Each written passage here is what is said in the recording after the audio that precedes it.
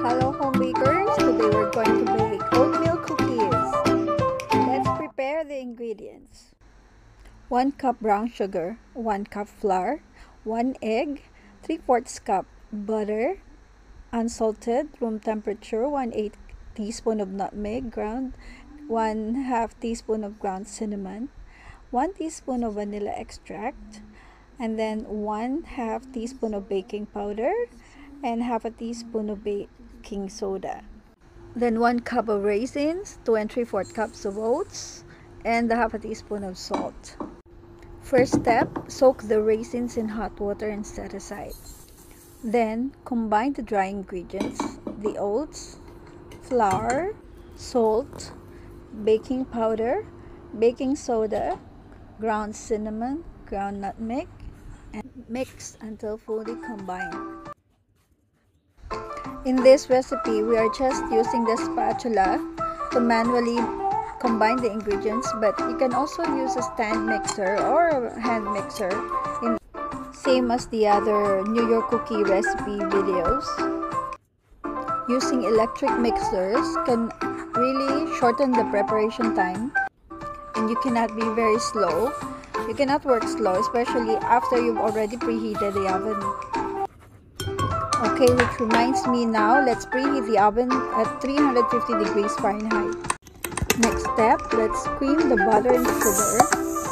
This is all the same in our cookie recipe. Well, almost, if not all, our cookie recipes start with this, creaming the butter and sugar together first. After creaming for about 3 minutes, add 1 egg.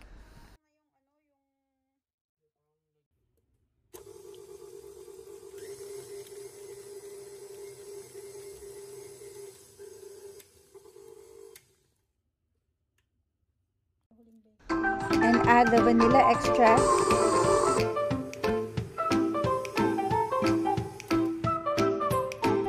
and the combined dry ingredients.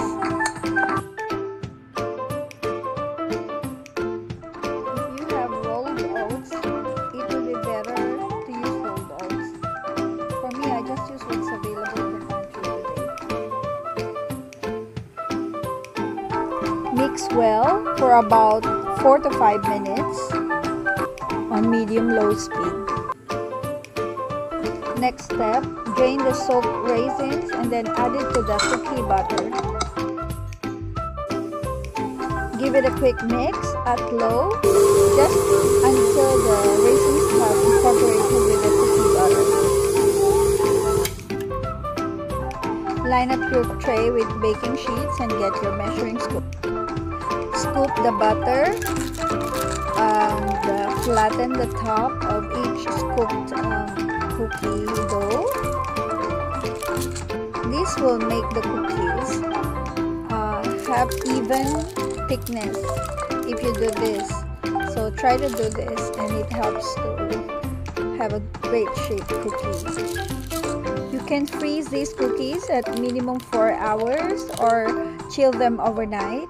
But for this time, I'm just baking them straight to the oven for 12 to 15 minutes, or until toothpick test shows completely dry.